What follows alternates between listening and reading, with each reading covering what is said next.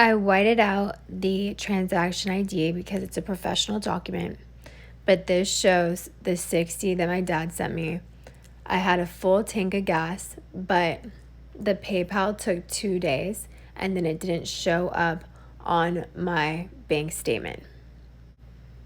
So that's being overseen. I called the fraud department and they're helping me because then I got gas, but the 100 my dad sent me was shown previously with my YouTubes, and he sent this too. So if it worked immediately, I'd be able to get the gas. And so it's just that I had witnesses because my other checks were stolen. And so it's a major issue because when their checks are stolen, they don't have any place to live. And they would have to have the money in their bank account immediately when they have the biggest network aware of them.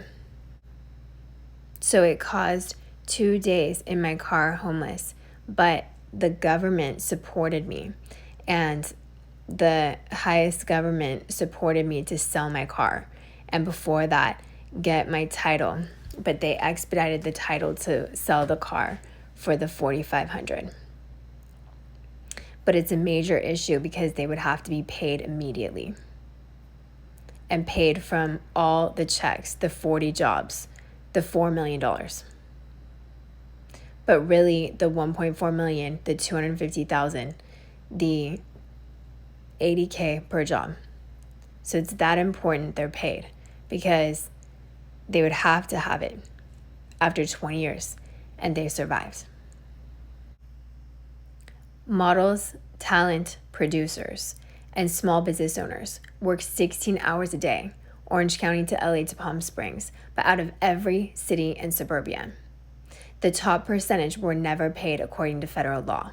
So a lot of them were homeless instead of party promoting or prostituting.